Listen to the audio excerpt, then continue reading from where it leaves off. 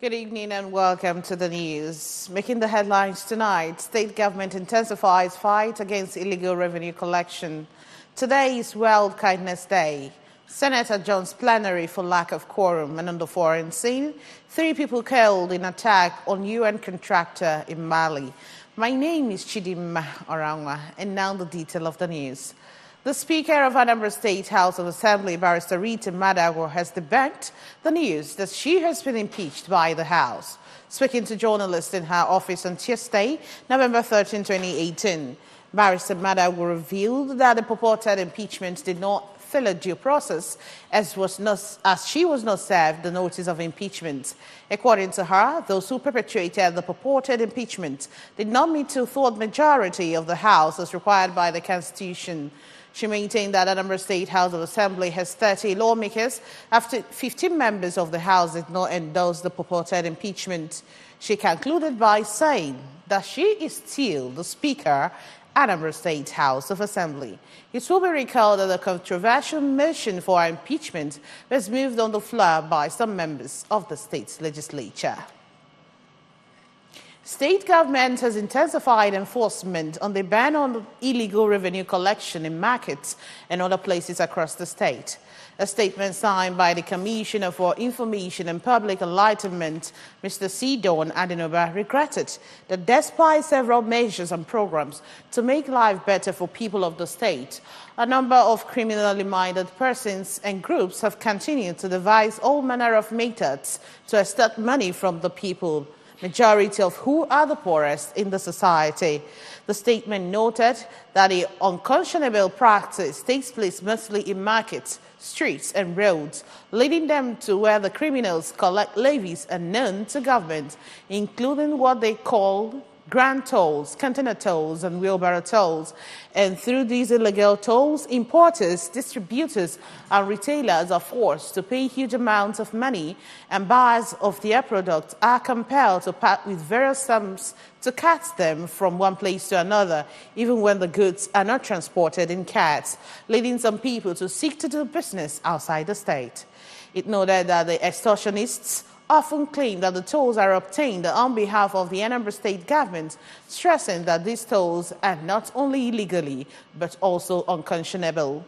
The statement recalled that even in the middle of the recent recession, when various governments in Nigeria introduced different revenue-generating schemes so as to meet their basic responsibilities, Governor Willie Obiano rather introduced an economic stimulus package in a bold move to lessen the economic burden on the people, which cart pushers, often referred to as wheelbarrow men, were among the first sets of the most vulnerable members of society to be exempted from paying not only taxes but all kinds of revenue to the government.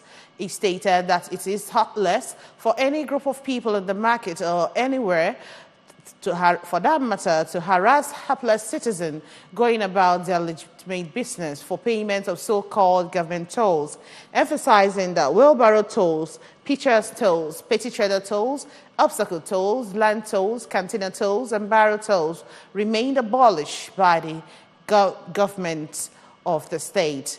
The statement disclosed that the state government has authorized all security agencies in the state, especially the Nigerian Police Force, Department of State Security, and Nigerian Security and Civil Defense Corps, as well as Operation Clean and Healthy Anambra Ocha Brigade, to arrest all the culprits who make life difficult for the people, especially the less privileged in the market and on the roads and streets. It restated that the government is committed to the evolution of a more humane, caring, and inclusive society, and is committed to promoting the ease of doing business in the state, while noting pride that Anambra State has in recent times recorded remarkable improvement in the ease of doing businesses, which will be sustained. The statement warned that all those seeking private gains to the detriment of Anambra people and their collective future will have no place in the state anymore, as they must be made to face the full weight of the law. 7 inmates of Nigerian prisons in Awka, Onitsha, and Enugu have been granted clemency by Governor Willie Obiano. The inmates were set free under the prerogative of mercy, which the governor usually exercised during October 1st Independence Anniversary celebration, according to a release by the State Attorney General and Chairman State Advisory Council on Prerogative of Inmates, Barrister Ujunwogu. Those granted pardon include Chinwike Esamai, Okoye Nweke, and Chukwudi Okoye. Others are Orabusireze Chikadibia, Chinecherem Asapwo, AGK, Chigozie, and Chijoke Amazu. Most of the detainees who were granted freedom were accused of offenses ranging from fraud, breaking, and entry to stealing. They were recommended for release on grounds of ill health, underage, or having served out their prison term. The international community is observing today as Kindness Day. It is celebrated annually on the 13th of every November, during which participants attempt to make the world a better place by celebrating and promoting good deeds and pledging acts of kindness, either as individuals or organizations. Correspondent Emmanuel Konkwa, who sampled people's opinion on the celebration, now reports.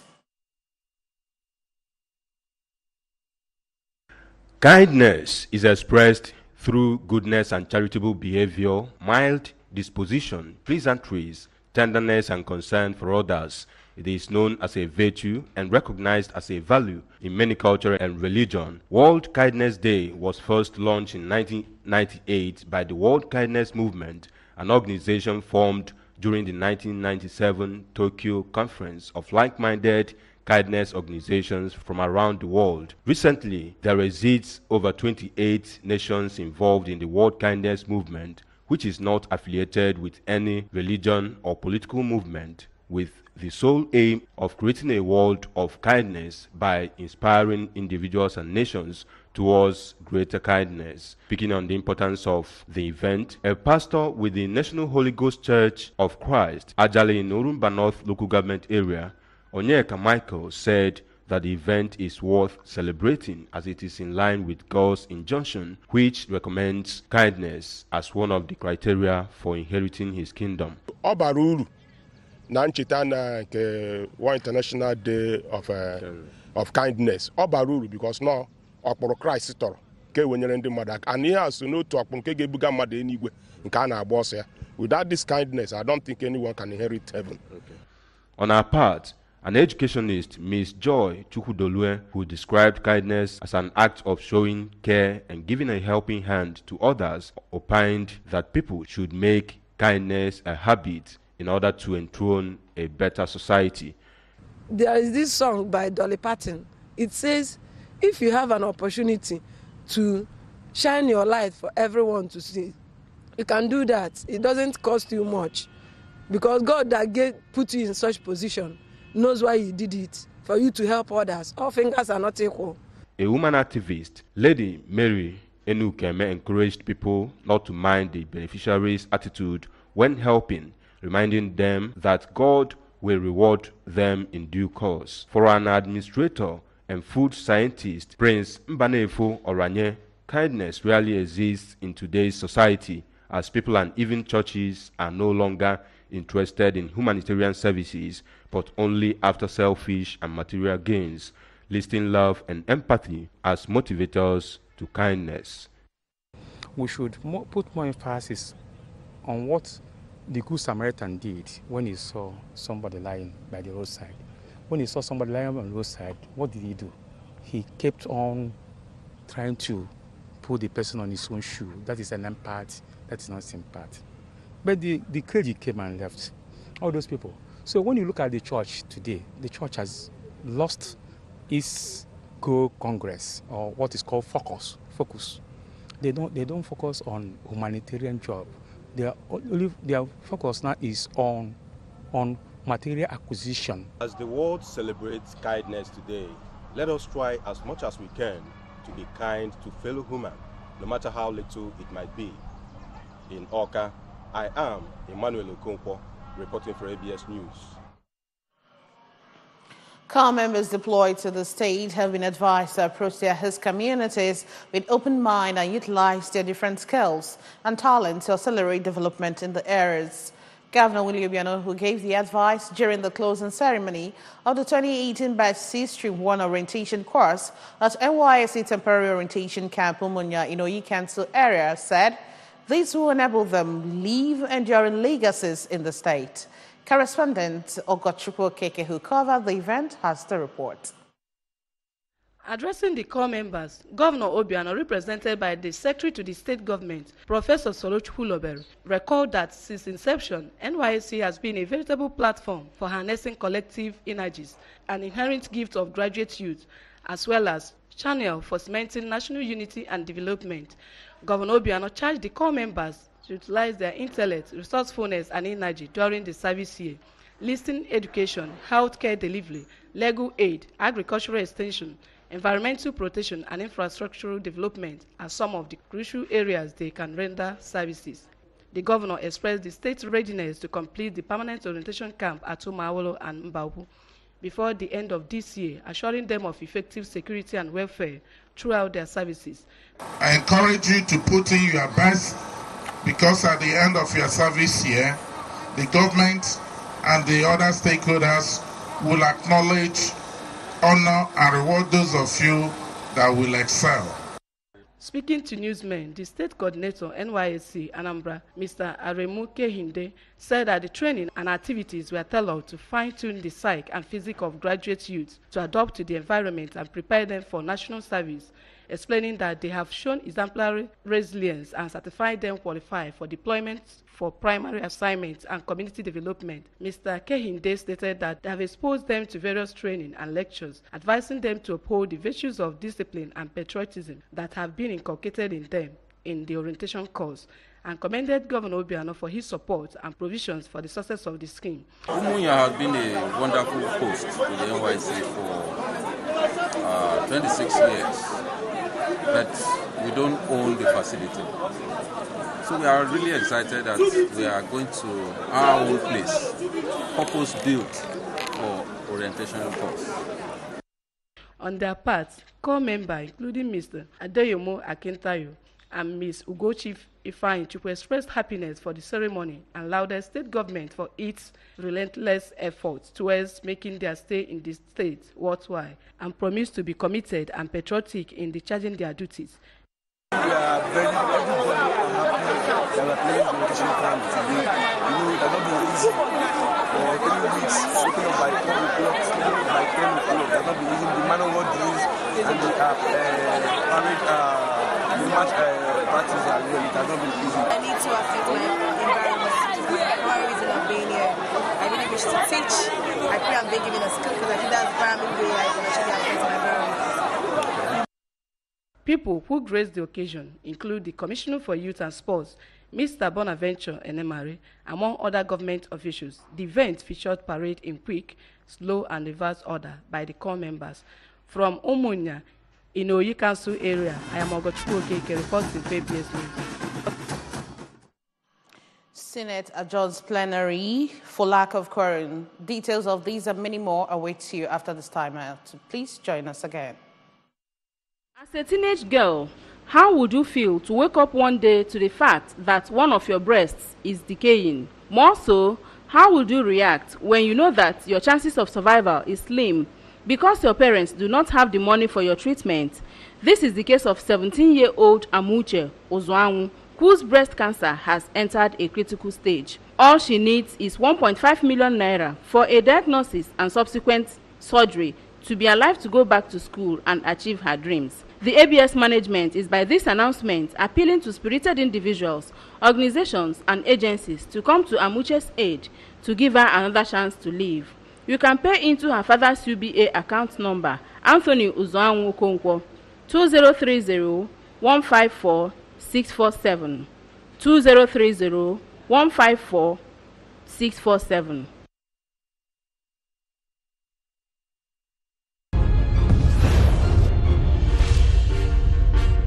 This is ABS. Heartbeat. Welcome back to the news. Inability to form a quorum today made Nigerian Senate to adjourn its plenary to November 20. The Red Chamber needs at least 38 senators to carry out legislative activities at plenary. The total number of senators who attended today's sitting was about 20, who, according to Order 10.3, cannot sit to legislate. This move was made possible by Senator Philip Aduda, who cited Order 10 and moved that since a majority of senators are on oversight duty, plenary should be adjourned. He was seconded by the Deputy Senate President, Ike Ekweremadu. In view of the above, the Senate President, Dr. Bukola Saraki, opined, and I quote, "This is in line with Order 10.3. Since they did not have quorum, they should adjourn, urging all senators currently on oversight function to complete all duties before the end of the week and adjourn plenary Tuesday next week." The Standard Organization of Nigeria, ASON, has given highlights in line with the Nigerian Industrial Standards NIS codes of practices for bean seed planting across the country. The Director General of SON, Osta Bolama, in a statement commended a consumer for reporting a beans vendor who preserved beans with pesticide, stated that the standards are relevant NIS and codes of practice for beans along the value chain in order to take care of issues concerning the proper preservation of the crop from planting to the table, while also assuring the safety of consumers.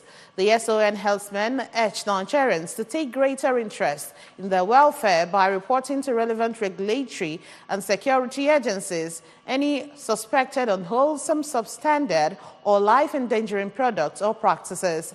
He, however, commended the consumer who reported to the police the beans vendor who was using a pesticide to preserve the crop for sale. According to him, such individual and collective awareness by consumers in general are essential for effective standards implementation and enforcement in Nigeria. He pointed out that the standard and codes of practices, which have been approved for use by the Standard Council, were results of consensus decision by stakeholders, including farmers, processors, Federal Ministry of Agriculture officials, regulatory agencies, academicians, research institutes, consumer advocates, among others, while SON officials provide the secretariat. The SON chief executive stated that plans were ongoing among the ministry, other regulatory agencies, and SON for a nationwide advocacy program for farmers, processors, and extension workers in the state and local government areas on the standard and codes of practice for beans and other grains.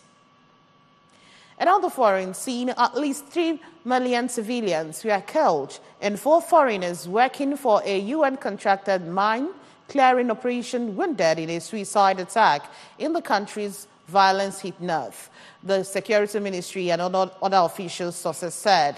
The attack, claimed by a group linked to Al-Qaeda, took place in the city of Goa at about 8 p.m., according to a ministry statement.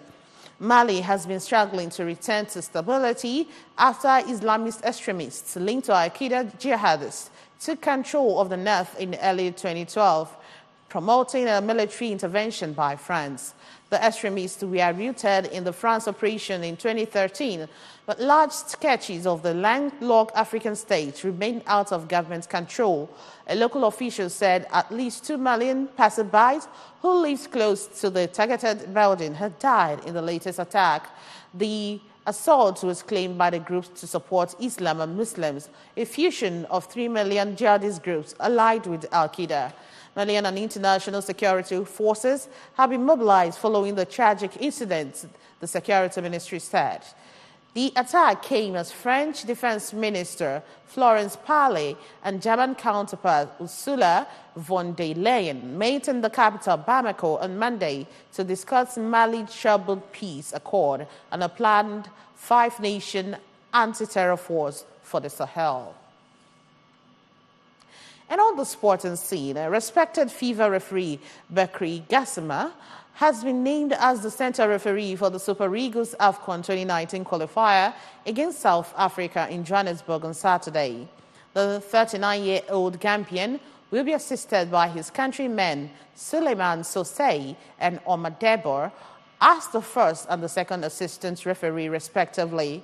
The game is the biggest of matches to be played in the round 5 of the 2019 AFCON qualifiers across Africa later this month. An African football governing body decided to look into the direction of the biggest referee in the continent to be in charge of the game.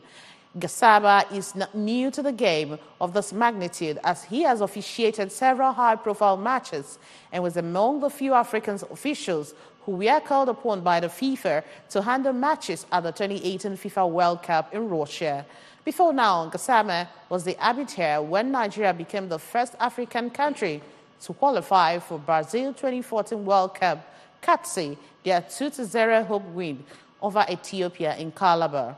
He was also at the center referee as Nigeria beat Algeria 3-1 in a 2018 FIFA World Cup qualifier clash in Uyo. Meanwhile, a draw for the Super Eagles in Johannesburg will seal their qualifications to the 2019 African Biggest Football Festival in Cameroon with a game in hand. Nigeria tops Group E with 9 points from 4 games, while South Africa are second with 8 points from same number of games, while Libya are third point with 4 points. And that's it on the news. But before we go, remember that you can follow news and programs on ABS from any parts of the world by logging onto our website, www.absradiotv.com. You can also like us on Facebook at www.facebook.com/ABS Radio Television. And follow us on Twitter and Instagram at ABS Radio TV. And now the main points of the news again. State government has intensified fight against illegal revenue collection. Today is World Kindness Day. Senate has adjourned plenary for lack of quorum. And on the foreign scene, reported that 3 people have been killed in attack on UN contractor in Mali. That's the size of our package tonight. Thank you so much for watching. My name is Chidinma Orangwa. Have a wonderful night rest.